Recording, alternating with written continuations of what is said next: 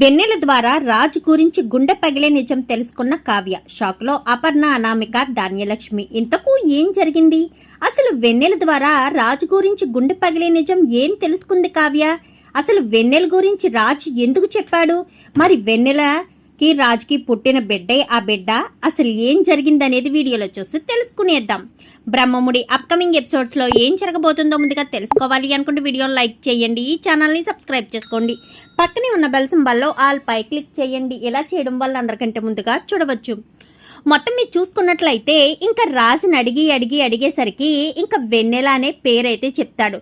వెన్నెల ఎక్కడ ఉంటుంది అని చెప్పాను, కానీ పేరు ఒకటి చెప్తే సరిపోతుందని చెప్పావు కదా అని చెప్పనేసరికి సరిపోతుందిలేండి, మీ జీవితంలో వెన్నెల నింపి నా జీవితంలోకి అమావాస్య తీసుకొచ్చిన ఆ వెన్నెలను కనిపెడతాను అంటూ ఇంకా కావ్య అయితే అక్కడి నుంచి వెళ్ళిపోతుంది. మరుసటి రోజు ఆఫీస్కి కళ్యాణ్తో పాటు వెళ్ళిన కావ్య అక్కడ మేనేజర్ ద్వారా మొత్తం ఓల్డ్ ఎంప్లాయీస్ లిస్ట్ అంతా తీసేసరికి ఇంక అందులో వెన్నెల అనే ఎంప్లాయీ అడ్రస్ ఉంటుంది. వెన్నెల అంటే ఆల్రెడీ ఈ ఆఫీస్లో పనిచేసిన అమ్మాయి అయినా వెన్నెల? అసలు వెన్నెల అడ్రస్ ఎక్కడా అని అడ్రస్ మొత్తం చూసుకుని ఇంకా అక్కడికి వెళ్ళేసరికి తలుపు కొట్టడంతో వెన్నెల అయితే తలుపు తీస్తుంది.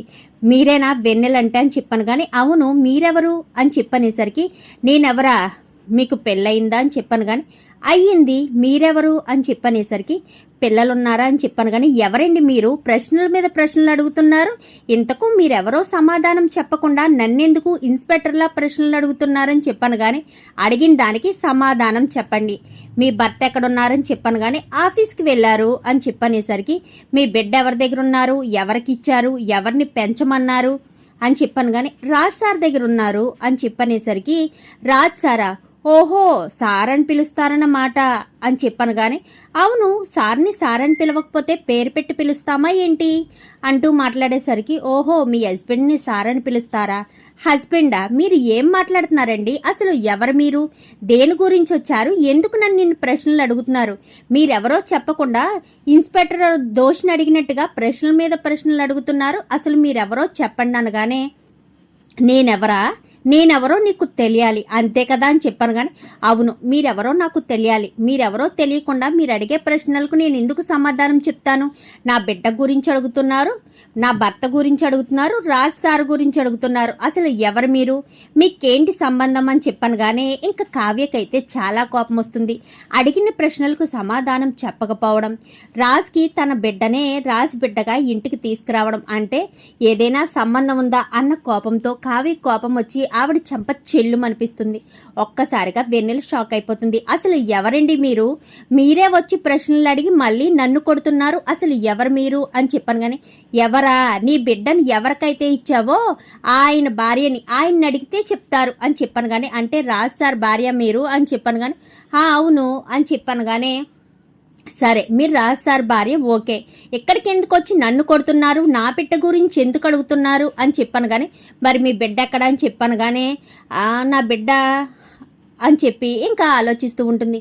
చెప్పండి మీ బిడ్డ ఎక్కడున్నాడు, పెద్దవాడా చిన్నవాడా అని చెప్పాను, కానీ 6వ నెల అబ్బాయి అని చెప్పాను, కానీ 6వ నెల, మీ పెళ్ళై ఎంతకాలమైంది అని చెప్పనేసరికి 1.5 సంవత్సరం అయింది అని చెప్పనేసరికి ఓహో 1.5 సంవత్సరం నుంచి సంబంధం ఉండి ఆ అబ్బాయిని రాజ్ సార్కి ఇచ్చారా అని చెప్పాను, కానీ మేడం మీరు ఏం మాట్లాడుతున్నారో నాకు అర్థం కావడం లేదు, నేను రాజ్ సార్ కంపెనీలో ఒకప్పుడు పనిచేసేదాన్ని, అప్పుడే నేను ఒక అతన్ని ప్రేమించాను, రాజ్ సారే దగ్గరుండి మా పెళ్లి చేశారు, ఇప్పుడు ఈ రోజు మేము ఇలా సంతోషంగా ఉంటున్నామంటే కారణం రాజ్ సార్, అలాంటి సార్ అడిగారని నేను నా బిడ్డను ఇచ్చాను అని చెప్పనేసరికి ఒక్కసారిగా కావ్య షాక్ అవుతుంది. రాజ్ సార్ అడిగారని బిడ్డనివ్వడం ఏంటి అని చెప్పాను, కానీ సార్ ఒక 4 రోజుల క్రితం మా ఇంటికి వచ్చారు, నన్ను ఒక హెల్ప్ కావాలన్నారు, చెప్పండి సార్, మీరు నన్ను హెల్ప్ అడగడం ఏంటి, ఆర్డర్ వేయండి, మీ వల్లే కదా మేము ఇలా సంతోషంగా ఉన్నాము అని చెప్పాను, కానీ మీ బిడ్డను నాకు ఒక 1 వారం రోజులు కావాలి అని అడిగారు, కానీ మాకు ఇవ్వడం ఇష్టం లేకపోయినా కానీ నా భర్త నన్ను ఒప్పించారు,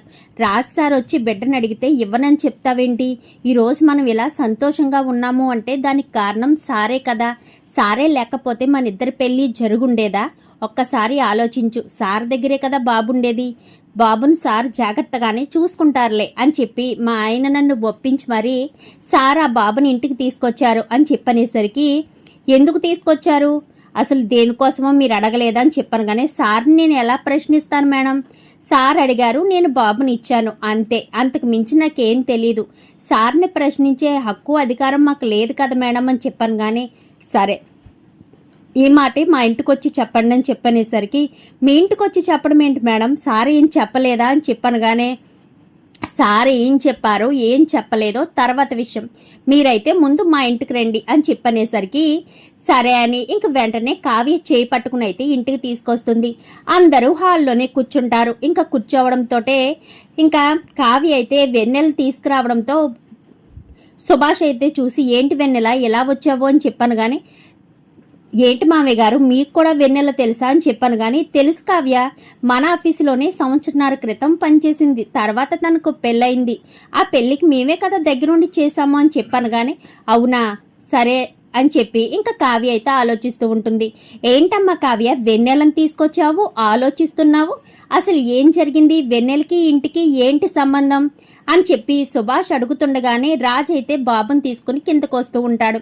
బాబు దూరం నుంచే తన కన్న తల్లిని చూసి ఇంకా ఎక్కి ఎక్కి ఏడుస్తూ ఉంటాడు. అది చూసిన ధాన్యలక్ష్మి, ఏంటి తల్లిని చూసిన చంటి పిల్లల్లా అలా ఏడుస్తున్నాడు, బాబేంటి తల్లిని చూసినట్టుగా ఏడుస్తున్నాడు అంటూ ధాన్యలక్ష్మి అనగానే, తల్లిని చూసినట్టు కాదు చిన్నత్తయ్య, తల్లిని చూసే ఏడుస్తున్నాడు అని చెప్పాను. కానీ అంటే బాబు తల్లి వెన్నెలా అని చెప్పి ఇంకా సుభాష్ అనగానే అవును అని చెప్పి కావ్య అంటుంది. నాకేమీ అర్థం కావట్లేదు కావ్య, ఏమంటున్నావు అంటూ అపర్ణ అనేసరికి, ఇంకా అర్థం కాలేదా అత్తయ్య గారు, ఏ మీకు నా మీద ప్రేమ లేదనా, లేక నా ప్రేమను మీరు పరీక్షించడం కోసం బిడ్డను ఒక వారం రోజులు మీ బిడ్డగా ఇంటికి తీసుకొచ్చారా, మీరు ఇంట్లో మీకు ఈ ఇంట్లో ఎంత విలువ ఉందో తెలుసు, ఆ విలువ అంతటినీ పోగొట్టుకోవడానికి బిడ్డను తీసుకొచ్చారా అని చెప్పి కావ్య అడిగేసరికి, ఏంటి కావ్య ఏం మాట్లాడుతున్నావు, బిడ్డను తీసుకురావడం ఏంటి, వారం రోజులకు తీసుకురావడం ఏంటి, అసలు నాకేమీ అర్థం కావడం లేదు అని చెప్పి అపర్ణ అనేసరికి, ఇంకేంటి అత్తయ్య, వీళ్ళ బిడ్డని మీ అబ్బాయి వారం రోజులకి ఇంటికి తీసుకొచ్చారు, ఎందుకు తీసుకొచ్చారో దేనికోసం తీసుకొచ్చారో కూడా అర్థం కావడం లేదు అని చెప్పాను. కానీ ఏంటి రాజ్, ఏంటిదంతా అని చెప్పి ఇంకా అపర్ణ అడిగేసరికి రాజ్ అయితే ఏం మాట్లాడకుండా సైలెంట్గా ఉంటాడు. ఏంటి ఏం మాట్లాడకుండా సైలెంట్గా ఉన్నారు, అసలు బిడ్డను ఎందుకు తీసుకురావాలి, బిడ్డను తీసుకొచ్చే అవసరం ఏంటి అంటే, మీకు నేను మనకి బిడ్డలు పుట్టాక బిడ్డని నేను ఎలా చూసుకుంటానా అని మీరు నన్ను పరీక్షించడానికి తీసుకొచ్చారా, లేక మీరు ఏదైనా తప్పు చేసి ఒక బిడ్డను నా బిడ్డ అని తీసుకెళ్తే కావ్య ఎలా రెస్పాండ్ అవుతుంది, ఎలా చూసుకుంటుంది, తన ప్రేమ ఎలాంటిది, నా మీద నమ్మకం ఉందా లేదా అన్న ప్రశ్నలు మీలో వచ్చి వాటికి ఆ జవాబులు దొరకడం కోసం మీరు బిడ్డను తీసుకొచ్చారా, అసలు బిడ్డను ఎందుకు తీసుకొచ్చారో నాకు అర్థం కావడం లేదు అంటూ ఇంకా కావ్య మాట్లాడేసరికి రాజ్ అయితే ఏం మాట్లాడు, ఏంటి రాజ్ ఏంటిదంతా, కావ్య చెప్పేది నిజమా, ఆ బిడ్డ వెన్నెల బిడ్డ, ఏంటమ్మా వెన్నెల అని చెప్పాను. కానీ అవును సార్, రాజ్ సార్ 4 రోజుల క్రితం మా ఇంటికి వచ్చి బిడ్డను వారం రోజులు ఇవ్వమని చెప్పారు అని చెప్పనేసరికి, మరి అంత పసిబిడ్డను ఎలా ఇచ్చేసావమ్మా అని చెప్పనేసరికి, ఈ జీవితం రాజ్ సార్ ఇచ్చింది సార్, సార్ అడిగిన తర్వాత బిడ్డనేంటి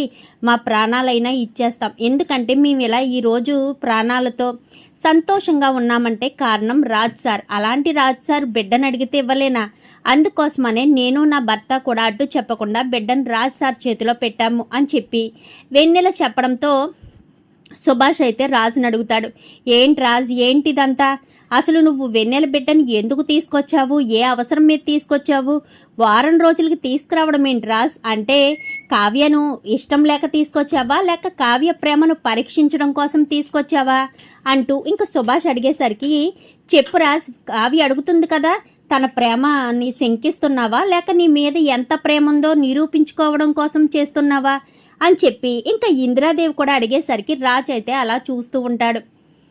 చెప్పండి, ఇంతమంది అడుగుతున్నారు, తల్లి బిడ్డల్ని ఎందుకు దూరం చేశారు, బిడ్డ మీ బిడ్డ అంటూ ఎందుకు ఇంటికి తీసుకొచ్చారు, నా రక్తం నా వారసుడు అంటూ అందరి ముందు ఎందుకు ప్రకటించారు, అధికారాన్ని కూడా వదులుకోవడానికి సిద్ధపడ్డారు, ఎందుకు, ఇదంతా ఎందుకు చేశారు అని చెప్పి కావ్య కూడా నిలదీస్తూ ఉంటుంది. మరి ఇప్పుడు రాజు దానికి ఏం సమాధానం చెప్తాడు, బిడ్డను వారం రోజులు అడిగి తీసుకురావడం వెనక ఉన్న రహస్యం ఏంటి, కావ్యను నిజంగా తన ప్రేమను శంకించడానికే తీసుకొచ్చాడా రాజు బిడ్డను, లేక మనసులో వేరే ఉద్దేశంతో లేదా కావ్య తనను వదిలి వెళ్ళిపోవాలన్న ఉద్దేశంతో బిడ్డను తీసుకొచ్చాడా? అసలు రాజు మనసులోని మాట ఏంటి? బిడ్డను తీసుకురావడం వెనుక ఉన్న రహస్యం ఏంటి? ఇదంతా కూడా రాబోయే ఎపిసోడ్స్లో చూసి తెలుసుకునేద్దాం. మా వీడియో కనుక మీకు నచ్చినట్లయితే వెంటనే లైక్ చేసి మా ఛానల్ని సబ్స్క్రైబ్ చేసుకుని పక్కనే ఉన్న బెల్ సింబల్లో ఆల్ పై క్లిక్ చేయండి. ఇలా చేయడం వల్ల అందరికంటే ముందుగా చూడవచ్చు.